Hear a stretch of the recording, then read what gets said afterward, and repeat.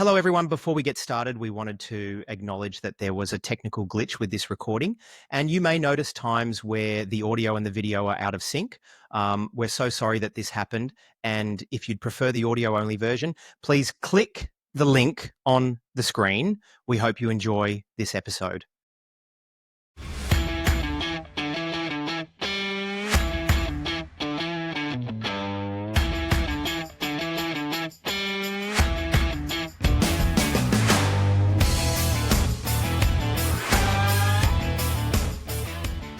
Welcome to I Was a Teenage Fundamentalist, the podcast that promises to deny the Lord 3 times before the cock crows. Brian, g'day. Welcome. How are you?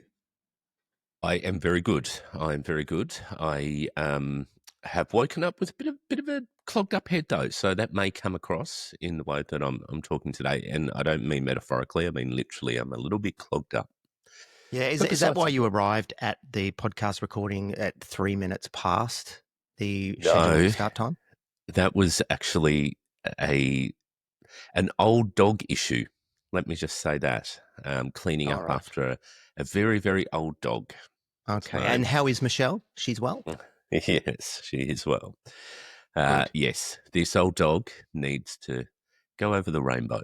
So it's very, very old, and I think its life is near. It's very, very dog. Fair enough. Well, on that positive note, Brian, why don't we get straight into it and introduce our guest? I'm going to give that a crack. So our guest is Jeremy Alder. Is it Alder or Older? Let's get that out. Older. Yeah. So Jeremy Alder, who is an American stand-up comedian known for his comedy, which uses reflections on faith, family, and growing up in a deeply religious environment. This is what AI told us. His comedy often draws upon his unconventional upbringing. Homeschooled in Texas, we love a homeschooled kid, we can't wait to dig into that, by fundamentalist missionary parents who distrusted mainstream culture and media so much that he grew up without a TV or the internet.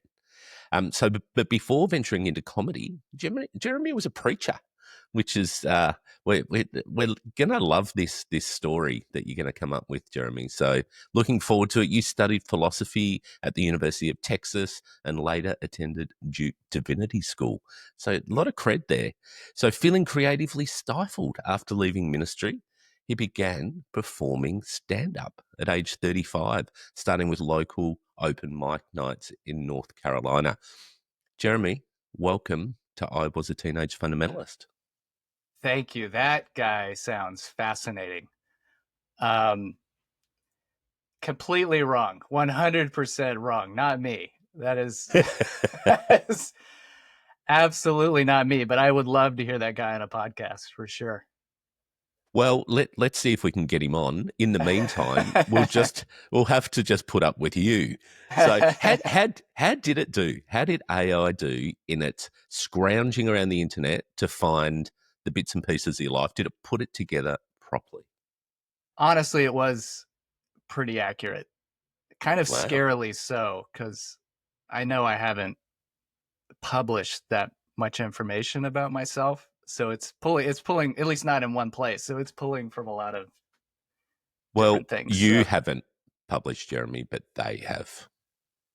We're not going to tell you who they are, but they have. I can tell you that. Yes. My parents have been warning me about they since I was a kid, so I know they're out there. Of course, them they. Hey, we're going to hear a lot about you. What will they think? We're going to hear a lot about you, your parents, and your upbringing, and also about who you are now. But first, let's establish your cred. Were you a teenage fundamentalist? 100%. I was in with both feet. I've got the homeschooling credential. Like AI said, no TV, no internet. Very sheltered. It was most everything I learned from the Bible. So the good book. I mean, what could go wrong? So you learned how to kill people, like infanticide, just going in, killing different tribes. How did that go? Was that a lesson? Yeah, no. I mean, I learned that from, I'm from Texas, so we learned that at birth. Yeah, no, honestly, our first homeschool curriculum was made up of the Bible and Highlights magazines. So I don't know if y'all are familiar with Highlights magazines in Australia, but no, I'm not. It's everyone in America knows it from when you're a kid. It's what is in the doctor's offices and the dentist's office. It's just like a magazine for kids. It's been around since, I don't know, the 50s. But when my mom pulled us out of school and started homeschooling, she didn't really know what to do there. We didn't know any other homeschoolers, so she just kind of winged it. And so it was a lot of Bible lessons, and Highlights magazines has all these little puzzles like find the difference between two pictures and that kind of thing. So I'm still really good at that. Excellent. Hey, you started to tell us a little bit about like growing up, and you were saying that you were pulled out of school and then put into homeschooling. But before that, what sort of environment did you grow up in? What did your family look like? What did you're talking about a really conservative Christian household?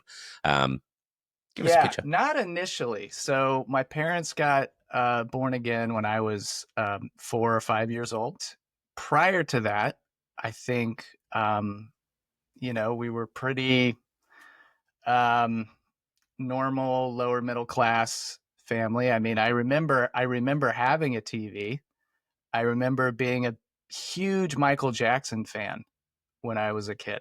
Like I had like the glove, and I had several records. And my last memory of having a TV was watching the Thriller video and being terrified, scared to death. And it was right around that time that my parents were born again and started attending a fundamentalist house church.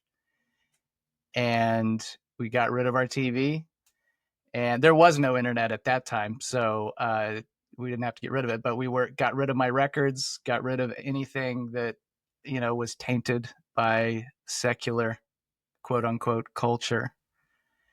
And initially, I went to kindergarten and first grade at a little fundamentalist private church school, and then my mom decided that wasn't, I guess, safe enough. I mean, she'll say she felt like God was calling her to pull us out of that and to have more, I guess, control and authority over our education. So so basically from the second grade on, I was homeschooled. But knowing other people that have been homeschooled, and I've met people in my life, not just through the podcast, I just have to ask, what could go wrong? What could go wrong? I'm also teacher trained. My wife is teacher trained, and I spent a lot of years. I actually worked in a secret missionary school, but that's a story for another time. Overseas, and the people that have been homeschooled, none of them tell a good story, and also there was nobody that was really qualified to teach in these home schools, right? Yeah. Well, I will say this: it was not an all-around terrible experience. There's a lot that I appreciate about it. But my parents were not qualified to homeschool. Neither one of them went to college. They, graduated high school, and that was it in Texas. And had no experience with teaching. And so it was a leap of faith for them. And they were figuring it out, because this was early to mid 80s. And homeschooling had not really taken off in the United States like it eventually did. I feel like in the 90s and the 2000s, it became much more popular. And at the time, we really didn't know any other homeschoolers. We didn't even know if it was 100% legal or not. I remember my mom instructing us that if men in suits pull up in the driveway, don't answer the door. Come get mom. Right. So there was from the get-go, there was some anxiety for me. I was already worried about the rapture. Now I was worried about the truancy officers and child protective services. So yeah, you were worried about Tommy Lee Jones coming with his little machine to go right. and erase the feds. That's why you don't remember him ever being there. Yeah. Yep. The feds were always just waiting for an opportunity to take us away. So it was wild. It was the Wild West of homeschooling. But like I said, I talk a lot of shit about homeschooling. It deserves it. I'm not a big fan of it in general. But there is a lot looking back that I do appreciate. I had an enormous amount of free time to myself and was able to, kind of focus on things that I enjoyed that I would not have probably been able to do to the same degree if I had been in school. And just not TV and the internet, right? Just not TV and the internet. Anything that you could possibly learn from, and not math or science. Well, I mean, no, you did mention that you had some really good science. You had Genesis, Exodus, and Leviticus, correct? Well, that's true. I did get the true science. I got the deeper science. Right. I got the queen of the sciences. Having met so many homeschoolers now, I'm like, it could have been a lot worse. I feel like I was one of the lucky ones. I feel like me and my siblings, for the most part, turned out okay. And a lot of people, I guess to my parents' credit, are surprised often to find out that I was homeschooled. I guess I don't give off homeschool vibes like the stereotype for whatever reason. I don't know what to attribute that to, but it was good enough to get me into college in Texas. So, I mean, that might say more about college in Texas than anything. I was going to say. Yeah. As a teacher, like hearing that you had lots of free time, of course, because it's just overwhelming to be 24/7 with kids, let alone trying to teach them. So there must have been times where your mother just said, okay, playtime. And we used to do that as well, but we had to be careful that the principal didn't come along. And so we had to call it other things like discovery time or golden time or whatever you called it, right? Whereas your mother could just walk away, or your father or whoever happened to be not teaching you that day. Yeah, very, very interesting. And I could just imagine, I'm looking at it from a teacher's perspective, that without those controls, it would be very easy to sort of leave you to your own devices. But the other thing I think I'm hearing from you say is, in spite of it all, you had a good family. And that's probably where a lot of the value was too, right? It's just that you had people that loved you, and in that there's a lot of value. But did you feel like you did miss out on some of the basics? Did you have to play catch up at any point, or you think they did a pretty good job? No, I definitely had to do catch up.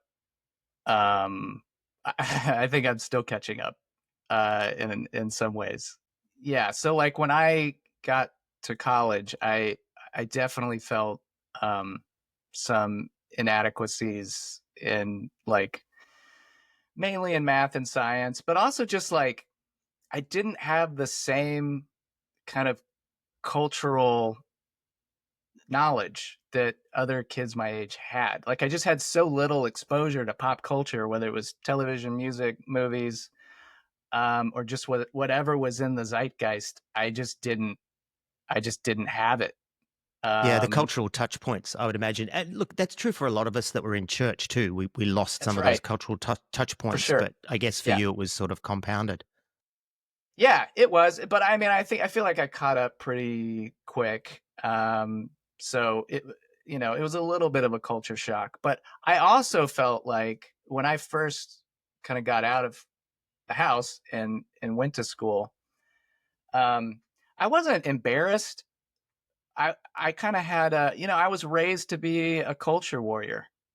I was raised to take back the culture for Christ, right? And so I had a bit of a chip on my shoulder, and I was like, actually, yeah, I don't know all your fucking goofy TV shows and music, but I know what really matters, and you don't. So, yeah. I don't know all your literacy and numeracy, but I know Jesus. That's right. I get it. That's right. So, and I felt like, I'm going to prove to these fools that, I'm just as smart and just as capable as anybody else, despite the homeschooling, So I did feel like I had something to prove, I think. So we've established that you didn't have any friends in college then, Jeremy. No, but I had a wife. In college? Yeah. Well, of course. See, he'd been homeschooled, right? So he married at 7. Like this is how it is, or at 17. I had a wife and coming. And a baby. Yeah, didn't see that coming. But then once it came, it was like, of course. Yep. Yep. So you've obviously grown up. You're immersed in your education, your home life. I'd assume that you're at home. You had a home church probably. You also had a church that you went to on weekends. You're probably at youth group. You are absolutely immersed in it. Was there any points where doubt crept in, or was it just that you were just so incredibly sold on this? And as you said, you went to college going, hey, I'm going to win these guys over because they may have numbers and letters, but I've got Jesus. How did that work? Yeah, it did actually. Doubt crept in probably around 15. And my older brother kind of escaped. He was the first one to kind of escape and really start thinking critically and skeptically about kind of how we had been raised. And I did hear you say, Jeremy, on one of your videos that he actually was the head of the class. He graduated top of the class. Homie cum laude. From your homeschool. Homie cum laude. A good one.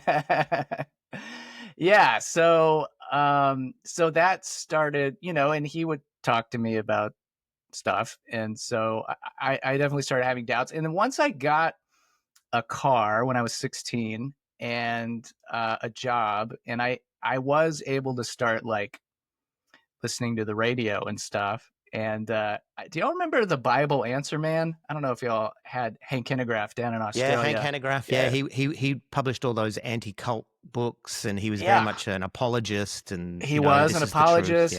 And he spent a lot of time critiquing the kind of prosperity gospel, faith healing kind of stuff. He was my hero on the way out of Pentecostalism because I found his stuff. Like, we didn't get his radio show in Australia, but a lot of his books like Christianity in Crisis and these other ones that criticized the faith movement, which I had started to go, oh, this may not work because I've been praying and I don't have a car, that kind of stuff. Yeah. So I basically grew up Pentecostal adjacent. Like, we weren't called Pentecostal, but it was like all like either house churches or independent, like storefront independent congregations that were very charismatic. And at one time were probably connected to the Assemblies of God, but then broke off or something. And my parents were very deep into the prosperity gospel stuff. And, like Benny Hinn and all of that. And so I had already started a lot of it. That just did not sit well with me after a while. And I think, I had a grandmother who was very into that. And then her best friend got cancer and died. And it really rocked my grandmother and caused her to kind of spin out a little bit. And I think that affected me too. And so then I found Hank Hanegraaff and was listening to him on the radio, and he became kind of my hero because I was like, yeah, no, that's what I'm saying. This guy gets it. Like, none of this stuff is really biblical. This is, kind of crazy. And so that planted some seeds of doubt and started a kind of like a more rationalist approach, I think, to scripture and theology. And it created a lot of tension between me and my parents. I was at a Assemblies of God Bible College when I discovered this stuff, and I used to make copies of the audiobook version of Christianity in Crisis and give it to people at a Pentecostal Bible college. So so I can understand, I should say, that tension.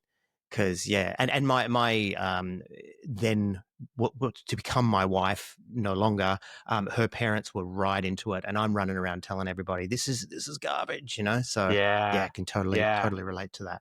Yeah. I remember my mom like giving me a warning. She quoted the scripture, touch not mine anointed. And it was a warning. I want to say, was it God telling David not to kill Saul? Is that? And Yeah, he's I like, think that touch not was mine the anointed. Yeah, context. he might be Yeah, well bad done. or Hold on, I'm whatever. just going to give you a tick on that assessment. Well done. Good job. And so, it was kind of like criticizing these guys was just off limits because they said they were prophets. You're potentially going against God by even raising any kind of criticisms of them. And so then that always kind of struck me as bullshit, obviously. And of course, Jeremy, the context of that is that God was telling David, don't kill him, not don't criticize him. I mean, eventually he overthrew him at, all this kind of nonsense. So, I mean, it's just verses out of context. But we lived with that, not just with the high profile preachers. We lived with that, and we were Assemblies of God in the churches that we went to, just about the local pastor. You just can't criticize at all. Well, we copped it all the time. Like I lost count of how many times it was "Don't touch the Lord's anointed," but it was incredible, and that was always the comeback when we had questions about anything. It was essentially, "Do not question anything because you don't have the authority to do so." It was and you're put back in your box. But I think it had a different effect on a lot of people. It certainly did for me. I was like, well, why are they saying that? Yeah, Why won't they I've answer the been working with questions? Brian and known Brian for a really long time, and you cannot tell him what to do. And when they did that, it was just like, that's it. He was just like, I'm going to go and join the Baptists. And he did. Wow. Did and All the way to the Baptists. Okay.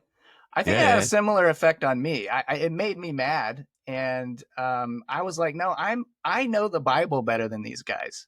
I know it better than you, mom and dad, actually, because I really am been taking this seriously. And I've been reading the Gospels backwards and forwards since I was a little kid. And this is bullshit. And it got to the point where Benny Hinn came to town, and I went to one of his healing rallies with a friend with the full intention of him going up on stage, where he brings people on stage, and then he'll pray over them, and they'll usually fall out in the spirit.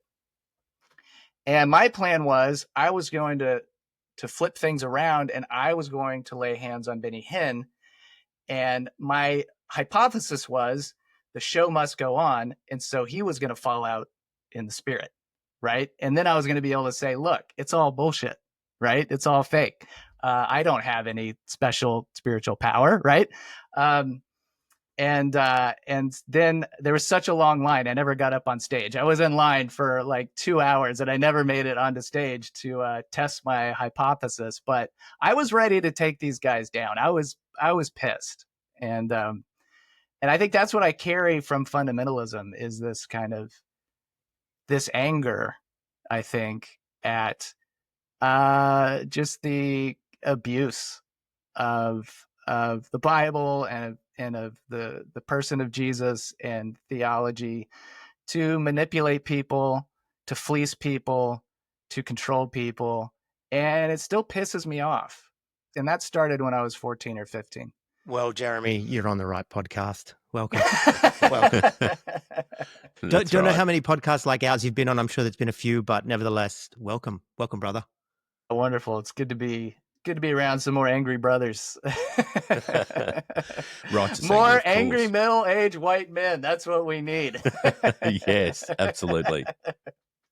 So you're doubting around then, like 14, 15, but you're still a few years away from going to college, where you said that you wanted to take on the world there and sort of basically convert everyone to what you knew was the truth. So you've doubted, but what have you done with that doubt? Because you've obviously consolidated your faith enough to think, I still know what people need, and I'm going to take that to them and bring them on board the Jesus train. Yeah. What happened in those years? By the time I was 17, I was like a senior in high school. I had stopped attending youth group. I had started kind of really down this road of skepticism that had started to completely erode my faith.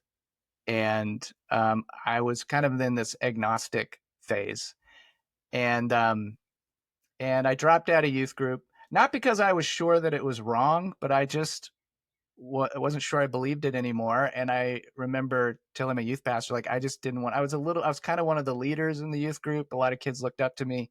I didn't want to lead them astray because I wasn't sure where this was all going to lead up to, but I know I just wasn't sure anymore. I didn't really believe it. And so I stopped going. And I mean, that was the first time I hadn't been in church since I was like 5 years old. And it was still where most of my friends were, though. And like I was in a Christian punk band, and all my skate buddies were youth group kids and stuff. And so I was still kind of in it, but I became kind of the black sheep of the alternative Christian scene. I was also working at a Christian bookstore in the music department. And so I was pretty deep into. So you didn't really leave at all. You were sort of the church, but not in it. Kind of thing. Mentally, yeah. I felt like an outsider, and I was like, I'm not sure I believe this, but I do still love a lot of these people. Of course. And I know a lot of these people love me, and I enjoy being around them. But the institution and the theology, I'm just not sure what I think about it anymore. And so actually my first, kind of my senior year and maybe my first half year in college, I considered myself kind of agnostic. And then it was actually in college, there was I think it was Reformed University Fellowship, which I don't know if you'll have in Australia, but these Reformed Presbyterian types, very smart. They have like Calvin College and our version of that would what we call Sydney Anglicanism, which is very British, but it's that sort of academic approach to the Bible. Yeah, very big on teaching. Really suspect on charismatic expression, that kind of thing. So we've got our version of it for sure. So I somehow connected with these guys. I think I was part of it was I was lonely, and like this is what I knew were these kinds of groups. And so anyway, I went into they had like a center at the university I was at, big public university, like 50,000 students. And they had like a library, and the dude that ran it was just the nicest, smartest guy. And we just started talking, and he was, I feel like, the first like really, I don't know, intellectual Christian I had met. And like one who like just was not, there was no anxiety or fear in him about worldly knowledge. Like he just was like, yeah, read everything. Like all truth is God's truth. No, whatever. And so that actually started me on a path back towards some kind of faith. And so I did kind of at the end of my first year of college, kind of re-embrace a more thoughtful and I think humble and open faith. And so I did have a chip on my shoulder, and I did think, I know the truth about Jesus, but I also think I can prove it rationally. So it's not just faith, right? You still got that Hank Hanegraaff legacy. A little bit. Yep. I still had that. But I remember I read a book. I'm trying to remember. It was a guy, Habermas was his last name, and he was an apologist. He wrote a book about the resurrection, and I read it that first year in college. And I remember getting to the end of it and being like, okay, I think I do believe that Jesus rose from the dead, but I really don't know what that means. That's pretty crazy. Like when you just think about it, like if that's true, that's pretty wild. And I was like, I think I want to, like, I wanted to sit with that. Like I didn't want to jump to any conclusions from that. I was just like, okay, I really think I believe that happened. But I don't know what that means for my life or anybody else's really, but it's pretty wild, and I think it's true. And then I kind of slowly started to build on that. But my faith went in I got married my sophomore year. We ended up joining a kind of hybrid like charismatic, but very thoughtful, intellectual kind of church. That lasted for a while until the Iraq War. And then that's when my faith started to shift again, because I was raised pretty hardcore Christian nationalist. Like the people that are running the United States right now, like that's who I was raised to be. And that's who my parents still more or less are. And so I recognize all these characters. And the deeper I kind of got into the gospel and Christian history, it just didn't sit well with me. And I remember our church brought a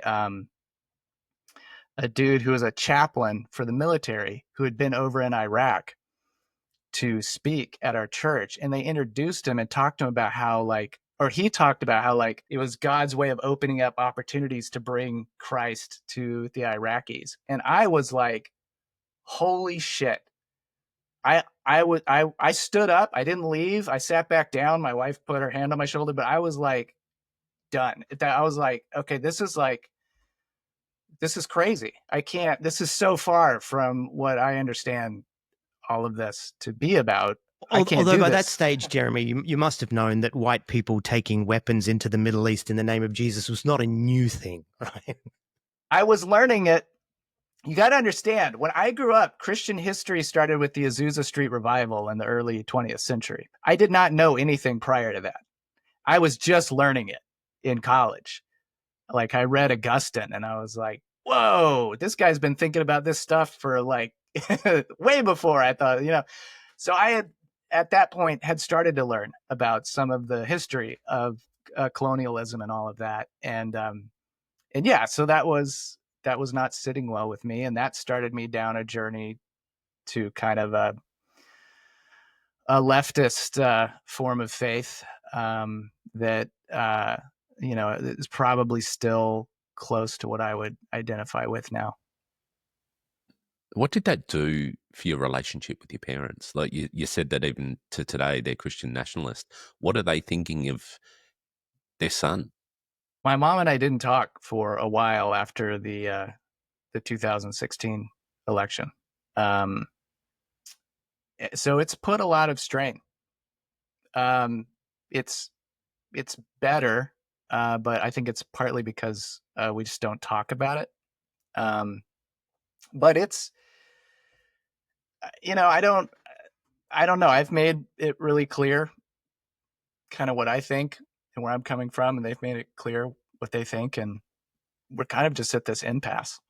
And I think we just kind of look at each other with incomprehension, Well, hey, it's can weird. I just say my father is not religious and has never been religious, and he's in his 80s, and dude, it's like that for me and him too. So that's not just religion, there's also this whole cultural, political. 100%. I mean, I know at the moment in the US it's very dressed up as being religious, and it is. Let's not say it's not, but there is something about that sort of generational divide, generation gap, as they used to call it. Hey, but Jeremy, I want to ask you, because I want to make sure that we don't skip this.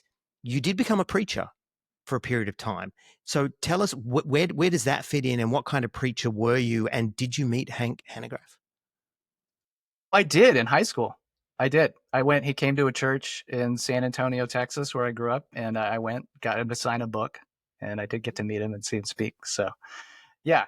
And then, he turned out to be like all the other ones. Like, I think he was committed tax fraud or something. He, whatever. Don't meet your heroes. Don't meet your heroes. Never meet your heroes. It's so Jeremy, true. we interviewed Philip Yancey on our podcast. We're really lucky to get Philip Yancey, and he did not disappoint. He's still a Christian, and he even identifies as an evangelical, and yet he was just awesome. Really good guy. Oh, that's cool. Yeah, well, I'm glad to hear that. Yeah, I mean, there's obviously some out there that are great. In fact, I started this series on Instagram called Christians Who Don't Suck. And it's just about Christians who are, I think, about it, and about it the right way. So I know they're out there, but it's just funny you say that. It's like, I know they're out there. There are some, but we're not convinced. There's like 3.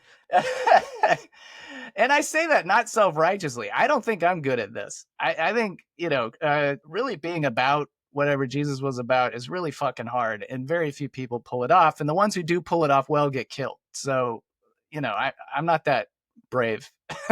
What was your question, though, that you asked me? My question was about being a preacher. Yeah. When did that all happen?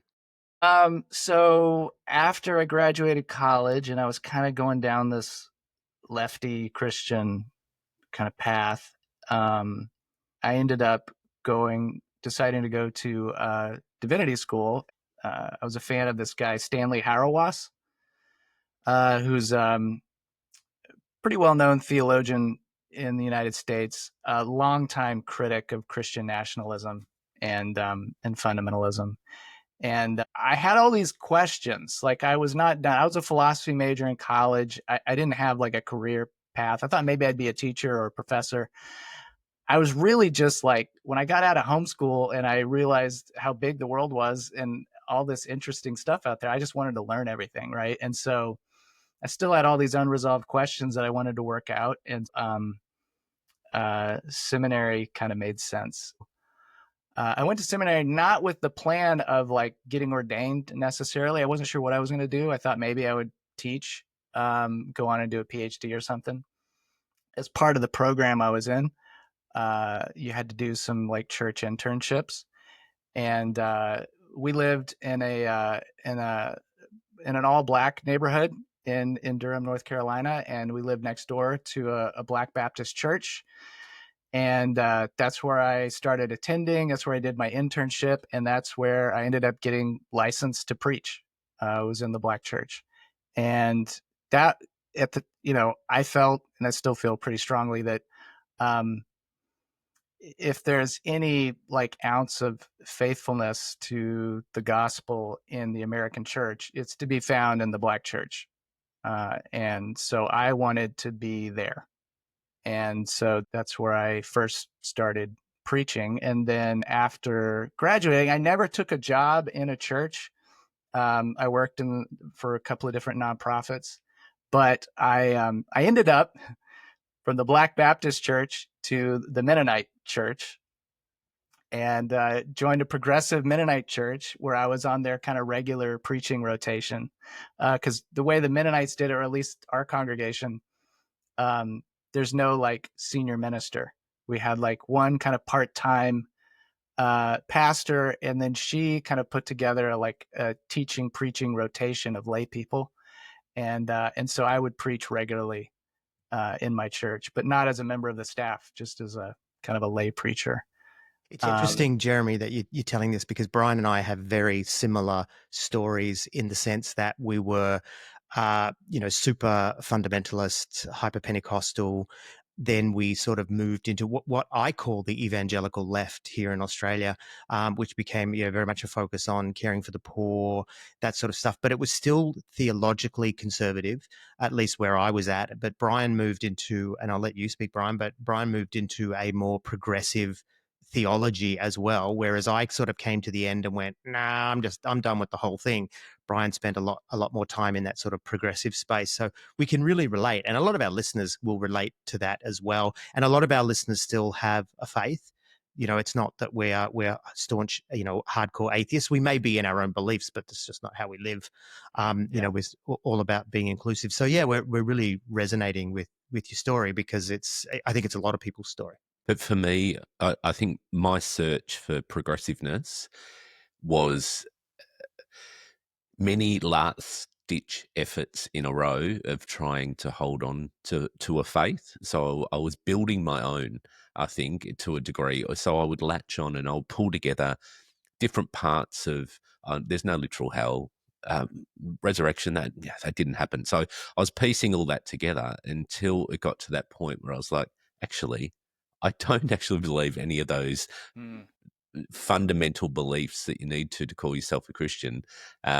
So, and that was probably 10 years before I walked away completely. And I just sat there wanting to get out. And for me, it was, our listeners know this, it was when I divorced. That was my opportunity to run. So I got out of there. But for so long, I think I was just trying to save my faith. But there wasn't any faith piece together in what I'd reconstructed. So once I came to that realization, it was gone. And that's not true for everyone, right? We're not sitting here being patronizing, saying therefore the next stage. No, there's a lot of people that are happy there and find genuine faith and continue on. But for both of us, it just came to a point. And I'm #ADHD. I just throw everything away and start again, kind of thing. Whereas Brian sort of eased out, which I think was the better way to do it, for sure. So I didn't realize that this is the mission field. And I'm going to pray for you guys. Yes, and we were hoping for that. So yeah. That's exactly what we're doing. Speaking of funny, you then moved from the pulpit to comedy.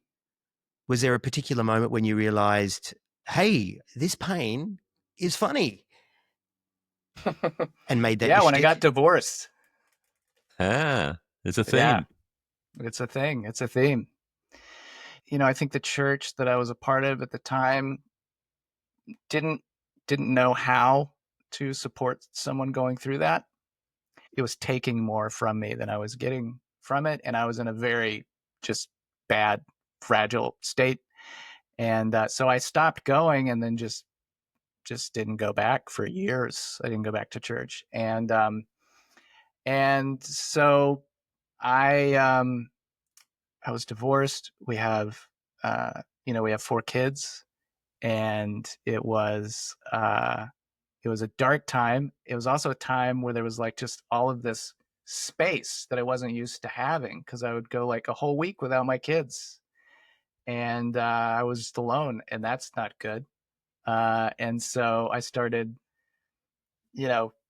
I think I'm naturally kind of a creative person. I need some kind of creative outlet, whether that's writing or preaching or something else, activism or whatever. And I got really into listening to stand-up comedy when I was going through the divorce, just because I was looking for something just, to bring some joy and levity. And also, like, I've just always been kind of a heavy person, a kind of like person who kind of feels like the weight of the world and like I got to save everybody. And part of my process of the divorce was like letting go of that, listening to comedy and just listening to people like just make jokes with like no need to like prove anything or fix anything or teach anything, just make people laugh. I loved it. I was like, I wonder if I could try it. And I didn't know how you became a comedian. And so I just Googled, like stand-up comedy in my area and found a local open mic and went and watched. And I was like, I think I could do at least as good as some of these people. And went back the next week and tried it. And I had so much fun. And I also met some really cool people. And I found this whole kind of community of, amateur comedians trying to learn this really, really hard craft together. And so it just kind of brought me this, both just something to do with my time and this kind of built-in community that I could kind of plug into. And it kind of replaced church for me for a while. And I just loved it. I loved everything about it, and just haven't stopped. It's been 10 years now, and still do it. But what did you find in that community that was missing from a community or faith community? I mean, just people who were fuck ups and embraced it, didn't hide it, accepted it in themselves and each other, and tried to make light of it. And it just felt very human. Honesty and transparency. That's right. That's right. Honesty and transparency and vulnerability. And so, yeah, I think that was what I was looking for. That scratched that itch. I've watched some of your routines. I watched one just yesterday, actually, your purity pants routine, which is Very just funny. great. Honestly, like I'm not just saying this because you're on our podcast. Really funny, and we posted it into our group to sort of our Facebook group to warm people up to you coming on the show. Do you feel and look, good comedy does that, right? It takes stuff that can be painful and can be dark and just laughs at it, right? But do you feel a sense of conflict, or is it more catharsis about talking about your religious past and your homeschooling and all that kind of stuff? Do you feel you're betraying people, or do you feel like you're freeing people? What's your combination? What's your vibe with all that? Yeah, I don't feel like I'm betraying anyone, although I will say my parents did tell me when that special came out, they felt a little hurt. They felt like I was kind of putting them down, and which, I don't, that certainly wasn't my intent. I don't think that's what I am doing when I'm joking about homeschooling. In every case, the butt of the joke is me. Also, we were already kind of in a tense place because of the whole Trump situation. And um, so that did create some sense of betrayal for them. Clearly, we've worked through that, and I don't think they feel that way anymore. But mostly, I feel like I'm helping people who had similar experiences feel seen. I love meeting homeschoolers at my shows and ex-fundamentalists, who relate to that stuff or who message me. It's great, you know. Yeah, I thought it Um, was really clever and smart the way that you, it wasn't just about that. You weaved, normal life, air quotes, normal life into amongst that. And so, anybody can come to your shows and really enjoy them, obviously. But for yeah, those of us, every once in a while, you just nod, wink to the camera and say, you get it. And it's like, yeah, man, sure. totally, we get it. Yeah, absolutely. I mean, I ultimately I'm trying to do comedy for people outside of, people who just grew up like me. But if you did grow up like me, there's layers to it that you're gonna get, I think, that not everybody else will. Yeah.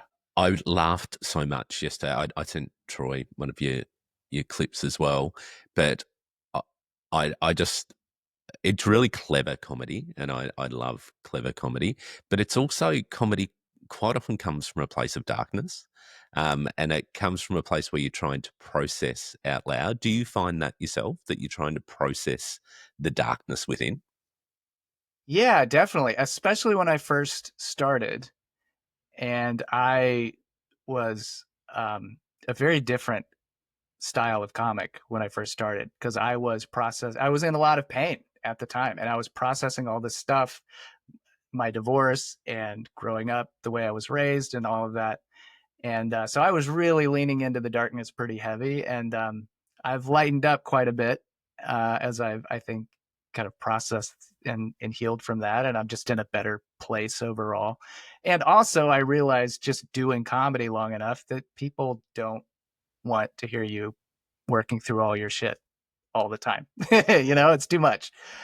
And to make something That's funny what and podcasting is for, Jeremy. That's what podcasting is for. seriously, you can do that more on a podcast. I think it's so important in comedy that when you're making a joke, people know you're okay. If they sense that, oh, wait, this guy, he's still kind of is hurting from this, they don't feel comfortable laughing. They just feel bad for you. Right. So I learned that, like, oh, okay, there's certain things I'm not ready to turn into a joke, you know? But what I can, I will.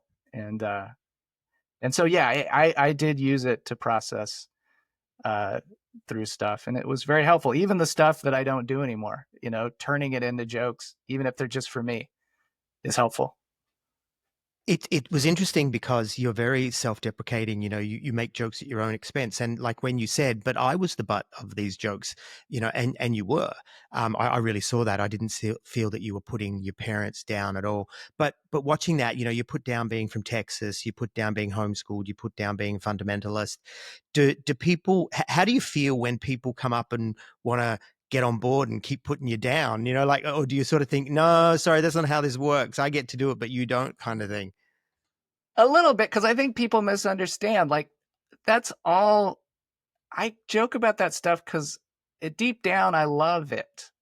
Like, I don't hate Texas. There's so much I love about Texas, and there's so much I loved about being homeschooled, and even being raised the way that I was raised, And so, yeah, I do feel like if people come and they want to like pile on, all of a sudden I'm like, hey, well, hold on. You don't talk to my mom. You don't talk about my mom that way. Like, fuck you.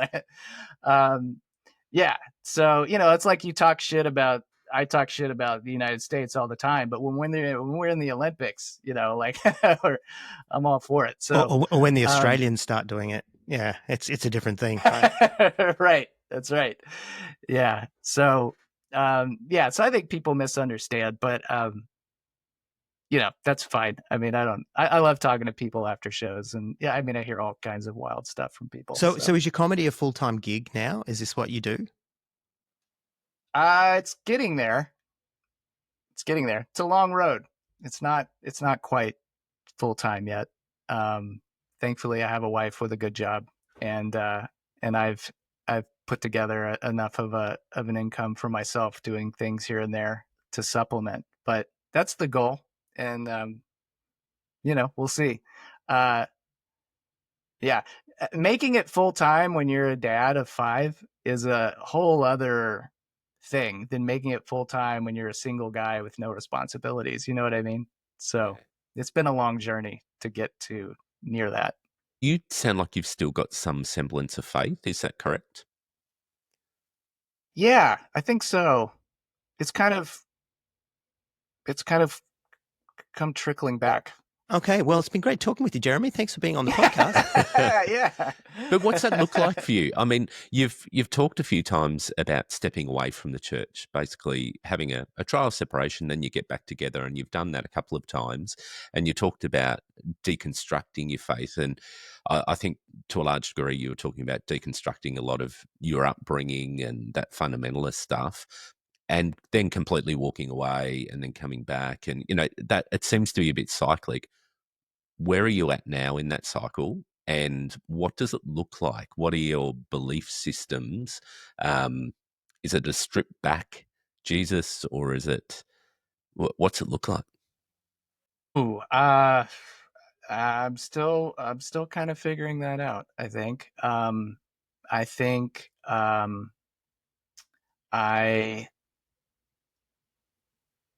I know that I still care because I still get so angry when I see people using Jesus and the church and theology to, like I said, abuse and control and manipulate.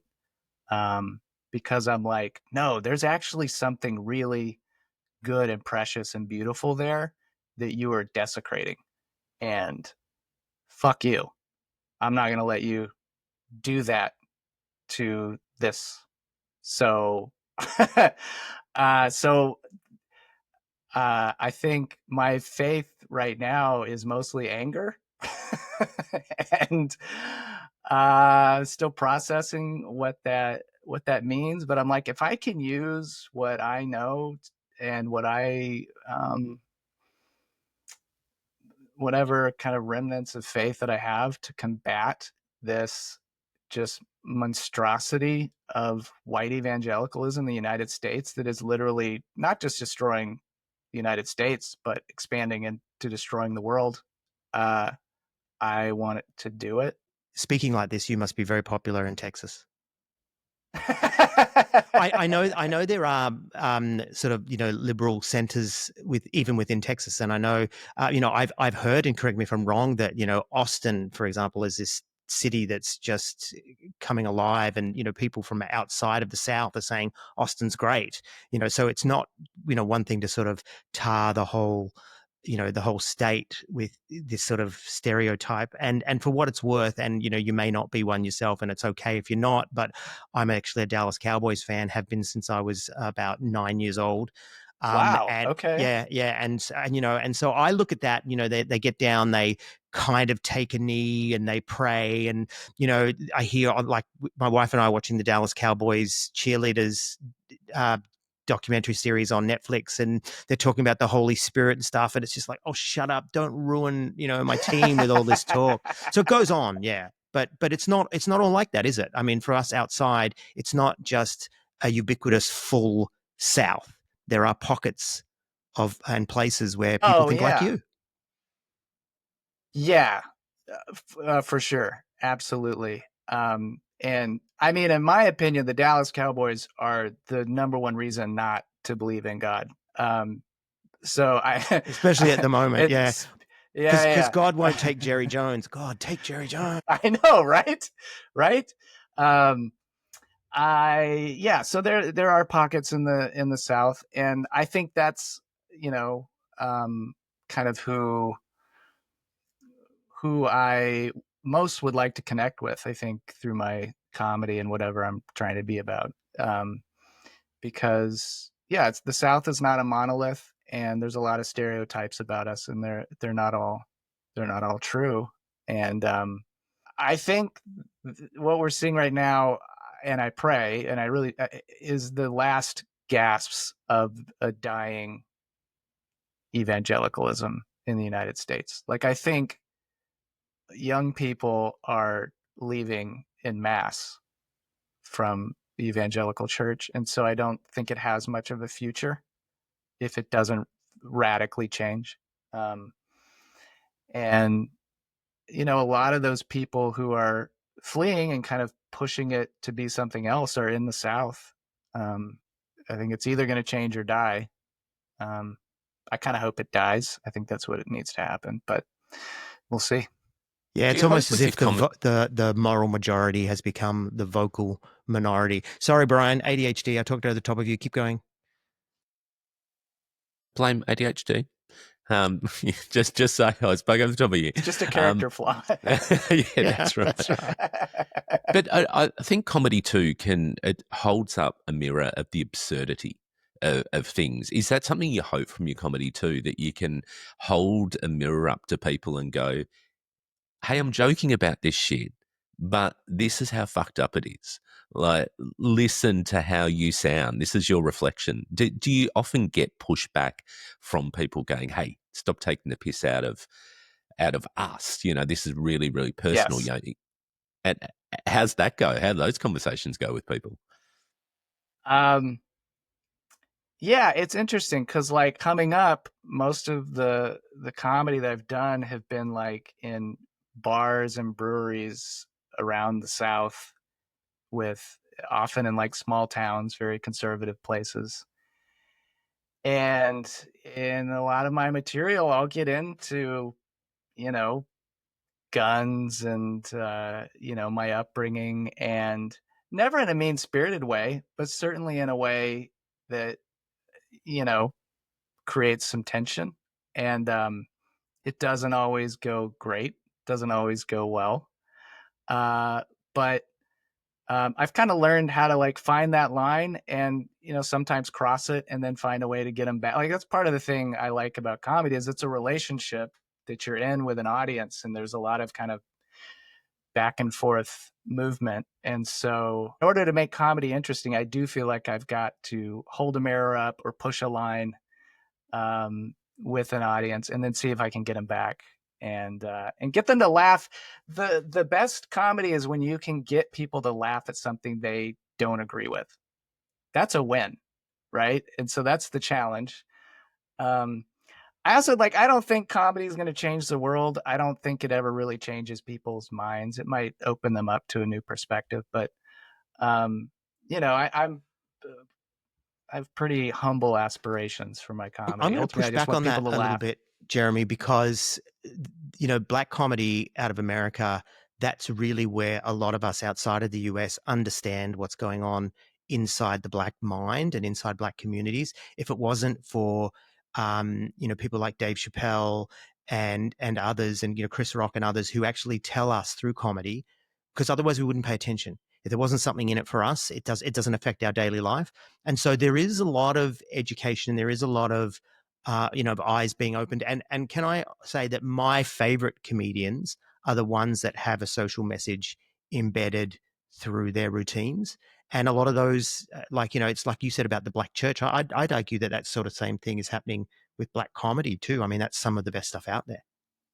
Yeah, sure. I think I see that. I think it's extraordinarily hard to do comedy with with any kind of, I don't know, message, to do that well, in a way that's not preachy or, didactic or whatever. I don't feel like I can lean into that fully because I just don't think I'm good enough yet as a comedian. But I would like to lean You're also more not into black it. enough, Jeremy.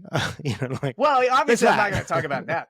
But I mean, there's plenty to talk about, from the perspective of a white person who's aware of what we've put black people through, and the church and what the church has done to people of color for centuries all over the world. So when I lived in Georgia, when my father was in the Australian military, so we spent some time living in the South, and this is a long time ago. This is the 70s and early 80s. And my father, he's got very Caucasian features, but his mother was Indian, so he looks like he's just got a tan. And so when we go into the sun as his three kids, we would get really dark really quickly. And so we go holidaying in Florida and come back, and the kids, the Georgian kids that are right there, in our neighborhood, one of them actually said to us, he goes, "Y'all look like them little half N-words," except he didn't say N-words, right? And we didn't get it, right? We were like, "Oh, different strokes, different strokes, Arnold and Willis, that's cool, we'll be them." And now I look back and realize, oh, we were actually seen as not being quite white, especially because Dad having this, year-round tan kind of thing. So, yeah, I don't know why I told you that story. I guess it just felt like you needed to hear it. No, white people in the South, we're pretty good at clocking people who aren't pure. Unbelievable, isn't it? So, Jeremy, what's next for you?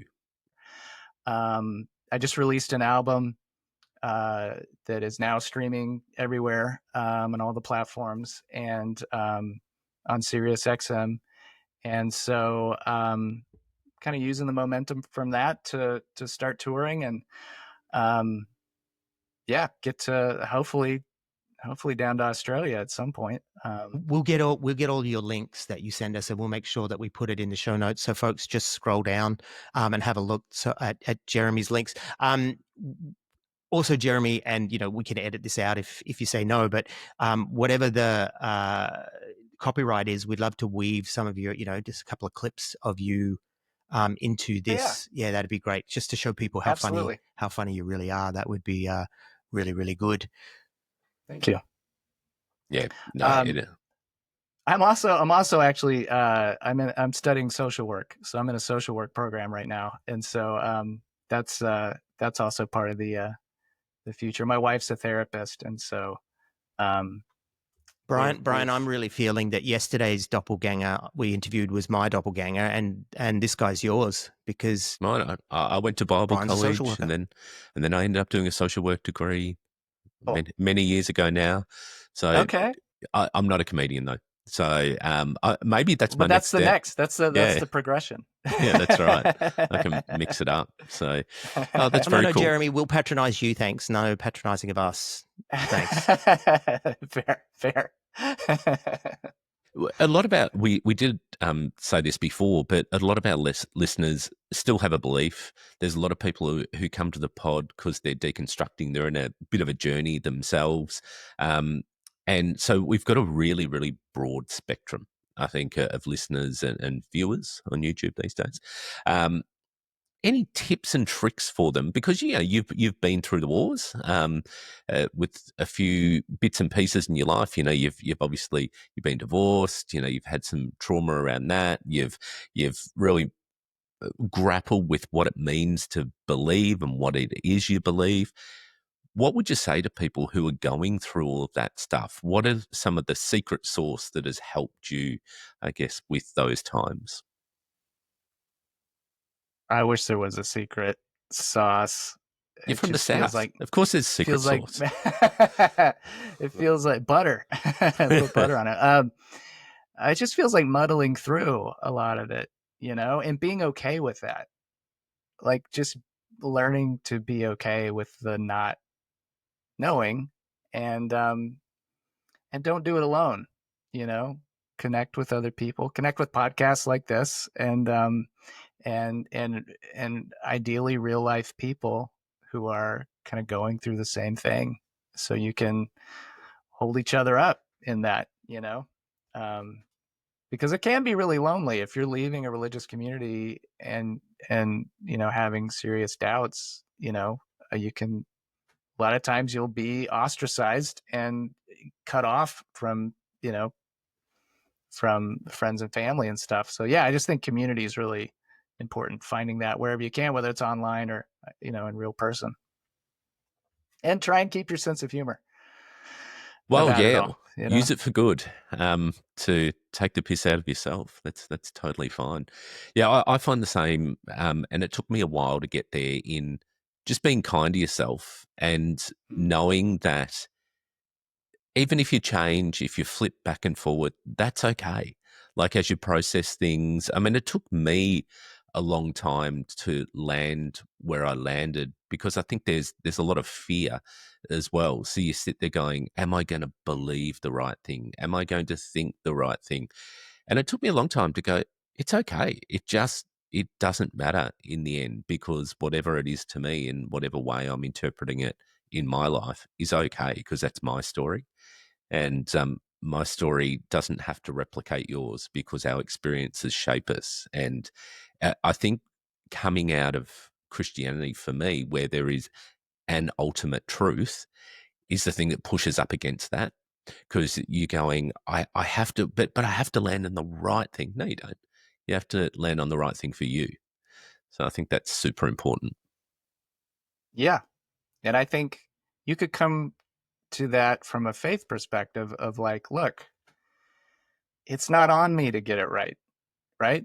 Like if it's true, if God is love and this is God's creation and God's leading it all towards redemption or whatever, it's not on me to get it right. So don't worry about it. All will be well. You've got all a president to do will that. Be well, right? So that's right.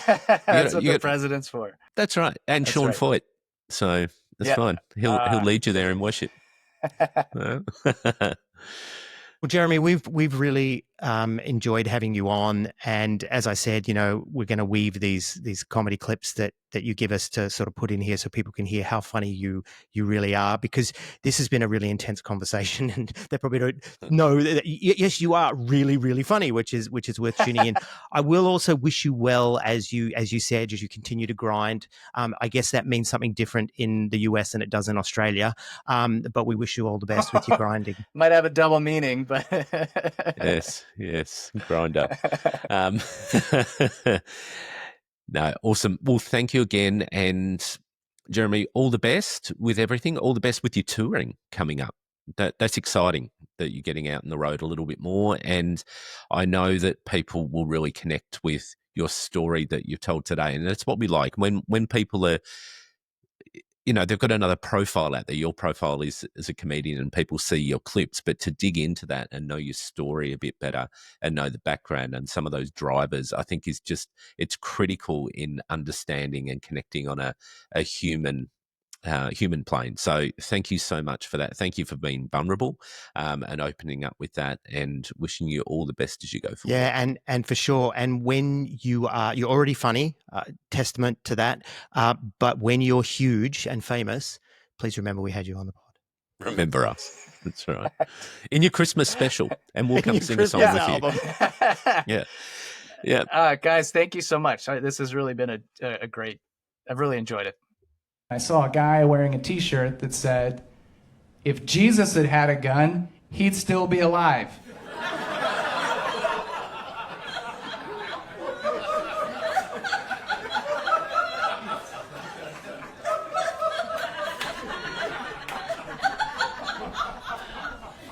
And I thought, I don't think you finished that story. don't know if you're familiar with Christian rock. It's just like regular rock, but usually not as good. Which is why it really hurts when your Christian rock band doesn't make it. Because you're like, man, we didn't even have to be that talented. And that's when you got to call the band together for a meeting and be like, well, Malachi, Zachariah, Jeff from public school. A lot of my youth group friends wore promise rings, or purity rings. I don't know if y'all are familiar with those here. Some sad nods from people still wearing theirs. I didn't wear one. If you're not familiar, it's just a ring that teens would wear to let the world know that they were just as big a nerd in private as they are in public until they get married. And I didn't wear one. I didn't have to because I was homeschooled. So that would be redundant.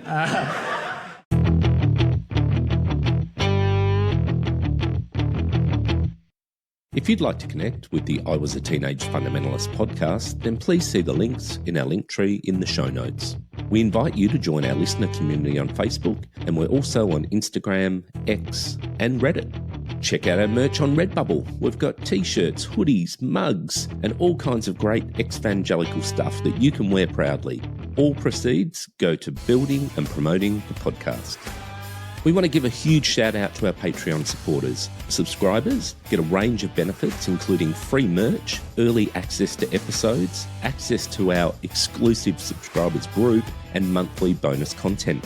Again, all proceeds of this go to the running and promotion costs of the podcast. A special thanks to Ava, who manages our social strategy, and also to Kerry and Bree, who manage our Facebook listener group, and also to Bree, who puts out our monthly newsletter on Substack. All of our episodes are transcribed by Leanne to increase accessibility. The show is produced and hosted by Brian McDowell and Troy Waller.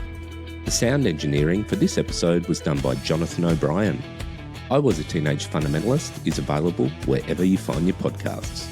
Again, you can find all our links in our link tree in the show notes. Or why don't you pop across to our website at www.iwasateenagefundamentalist.com.